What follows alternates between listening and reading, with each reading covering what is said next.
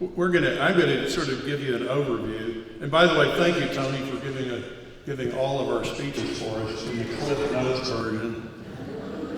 As you all may recall, a few years ago, that initially the newspapers, the press, the politicians reported the Marcellus Shale in New York as being basically all of upstate, from all the way to the Mohawk and all the way to the Hudson. And what wasn't said at the time is that of that total area, and sort of the assumption was that it could be productive to the extent of it, as shown in that graphic there. And that was misleading. Lou knew that it was misleading. I knew that it was misleading. The industry, as Lou will point out, knew that it was misleading. But they didn't disabuse people of the notion that it was going to be over that entire area. What we knew was that it's very easy to overstate the reserves of these shale plays. The bar chart on the left, the bar on the left is from Terry Ingelder, a Penn State geologist, who like Brian, by the way, is a hard rock geologist, not a petroleum reserve engineer. The bar on the right is what the USGS thinks the entire Marcellus in Ohio, West Virginia, Pennsylvania, and New York would have in terms of trillion cubic feet. And believe it or not, the bar in the middle, there it is what the DEC said it would be in New York State alone. So you wonder, and that, by the way, so you sort of you wonder how could they be so wrong? And we'll tell you in excruciating detail here, but that was the DEC's highest, and by the way, that's still the estimate. I mean, that's the official, that's the state's position on how much shale gas there is in New York. 237. Their middle estimate was 159, which, as you recall, the USGS is twice the amount of shale. The USGS thinks is in the entire formation in 4 states, and their low estimate is 40 trillion, which is half of what the USGS thinks is in the entire formation. Those estimates, those dominoes or whatever they are at the bottom of the graph, are what our estimates are for the shale in New York State. 0.6 of a trill, whatever that is, 600 billion, 2 trillion and 3.5 trillion. So you wonder, and by the way, I'll tell you in a second how they came up or how the DEC got so wrong. But they used those estimates to project the economic impact. And again, that's in the SKICE, that's the official doctrine of the state. That it was 42,000, and that's the middle range, by the way, 42,000 shale gas wells, 53,000 jobs, direct and indirect. And our estimates, and I got these, I know they're right because I got them from Jeanette Barth yesterday, is about 1,400 wells on a mid-range scenario, about 3,100 jobs in the state. Now, I'm gonna go back a second. No, I'll go forward. The reason why it's so easy to get this wrong is that the shale gas formation itself can cover a huge area. And so what they do is, unlike say a conventional oil or gas play where it's basically a trap, you're tapping a limited area. So what they can do is, if they want to mislead people, if that's what they want to do, is they will pretend like that the entire area of shale will be productive, and they deal in what we call and what Jerry will explain is the technical recovery of the shale, meaning irrespective of the cost of producing the shale, those numbers, Ingelder's numbers, the DEC numbers are all technically recoverable numbers. Basically, no matter how thin the shale is, how shallow it is technically recoverable, whatever the hydrocarbon is, gas, liquids, or oil. And so that's the number that you get. That's how those numbers are so big. Well, the real crime of it is that then they use that technically recoverable number to do those economic projections. And so, in the SKICE, there's 182 pages are projections based on an impossibly large number that would never be economically feasible to produce. But that's how they kind of get away with it. Of course, what New York saw and what any new shale play saw is that the first thing that's used is basically speculative leasing. They'll do some test wells and they'll hype the results, as I'll show you in a second, and they'll basically flip the acreage, then go to a new area. And that's done. The small operators do that, and obviously even Chesapeake did it on a grand international scale. The way they do that is pretty simple. What they do is they just drill test wells. So say that's a below average well, that's about an average, below average. The green one could be a dry hole actually, below average, in an area, Louisiana, Arkansas, wherever. And then they drill a good well that shows well, and that's the one that they produce, meaning the other wells don't get hooked up. That one gets tied into a gathering system and it's produced, and that's the one that gets reported.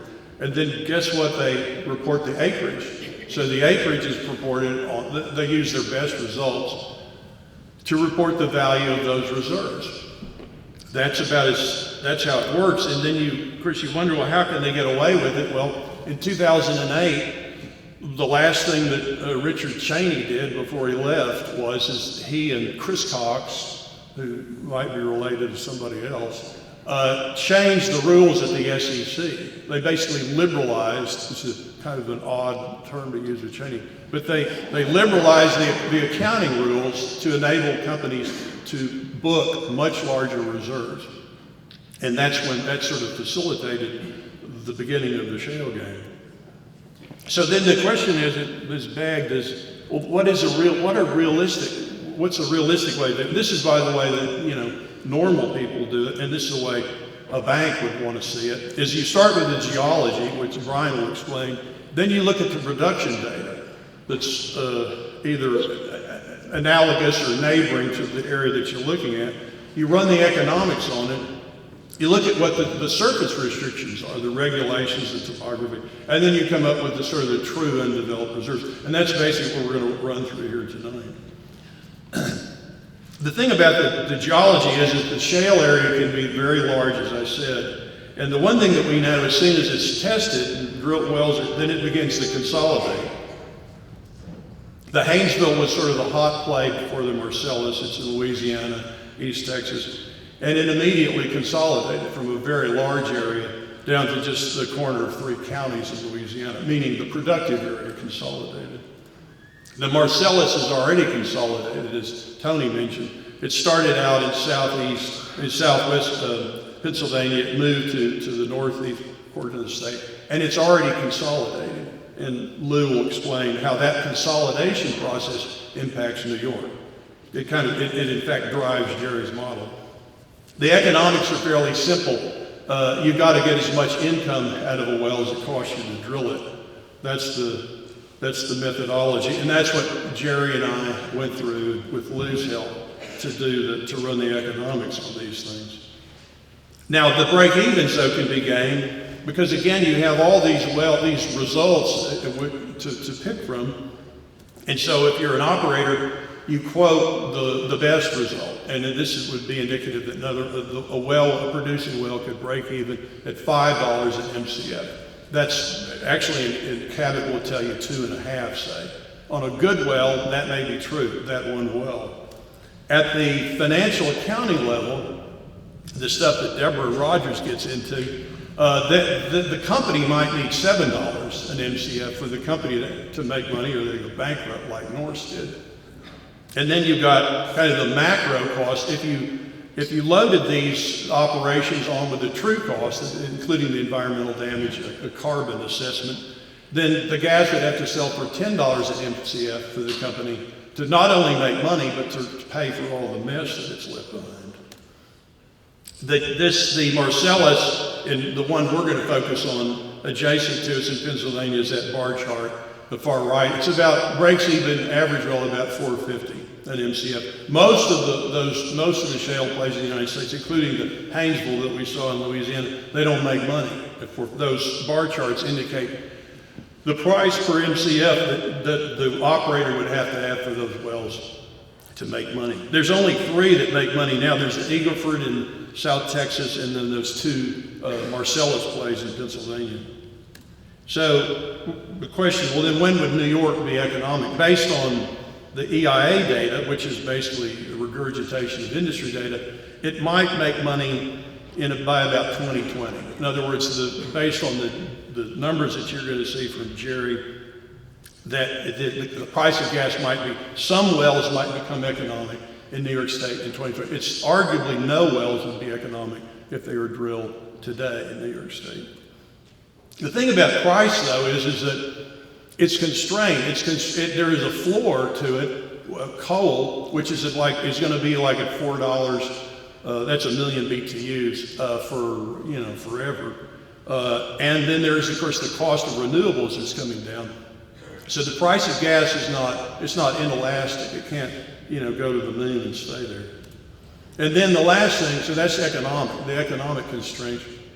The last one is the restrictions, the existing proposed restrictions on drilling and environmental controls. The New York City reservoirs are protected, and there's setbacks for different water bodies and whatnot.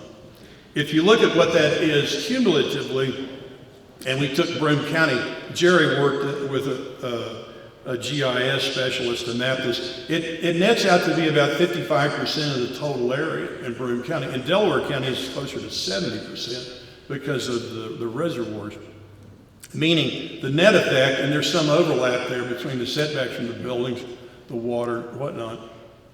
You lose about 55% of the drillable area. So again, that's the third filter that you have to get to have a realistic reserve. And that is a filter that the DEC didn't put on this. They didn't put on economic filter, they didn't even assess the impact of their own proposed regulations to come up with those job estimates.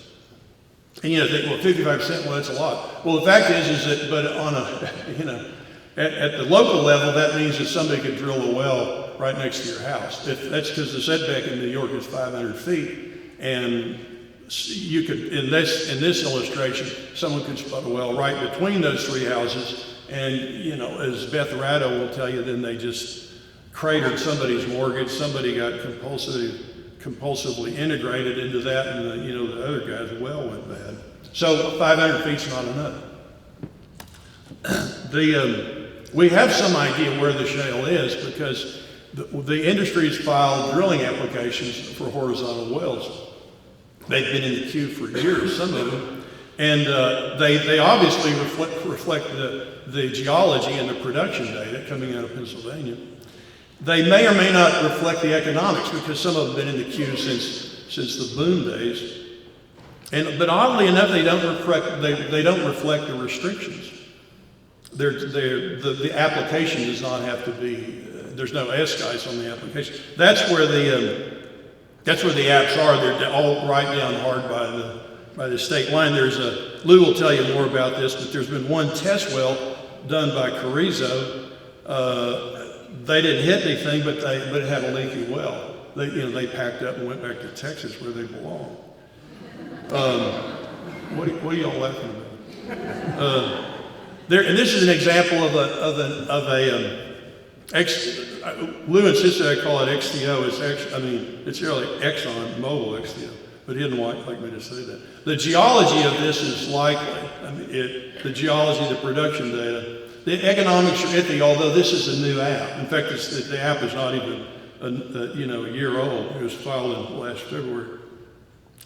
But the regulations on it, it's not clear that it would meet even the proposed regulations. And it's I don't know if this makes any sense to you, but it's just above the Delaware River, just below one of the New York City reservoirs, and it's right next to a trout stream. It's right, it's an area that Tony knows well. So I'm doubtful that particular application would ever get approved. This height, this sort of traveling hyperbole, goes on, and it's already started in New York State. The hype now is well, you know, maybe the Utica's not so hot, but there's the Marcellus, but there's the Utica, you know, so, you know, it's like, we don't know where it is, but it's really, really big. Well, actually, we do know where it is, and it ain't so big. And then the other one that you see, just as this sort of creeped up in the last month or so, is they talk about the Upper Devonian. You know, you get these newspapers, the Upper Devonian, you know. Well, guess what? That's a map of the Utica in Pennsylvania, and you can see that it's a whole lot of nothing going into New York State. This is a new map from Range Resources out of Fort Worth, and this is one thing they wouldn't lie about, you know, their prospects. And that's a map of the Upper Devonian, the shallow shale well that you'll be hearing about for months to come. That's where it is, and it's in Pennsylvania and noticeably not in New York. Senator Avila is going to have a forum on this on February the 4th. We're going to talk about where did the DEC where did they come up with a total of 63,000 wells in this state? Why did the industry, maybe somebody should ask me this, why did they spend $64 million if they knew that there wasn't a whole lot of shale here? Now, the simple answer is because this is not Iowa. And then Jeanette Barth and Deborah Rogers are going to address the economic impacts.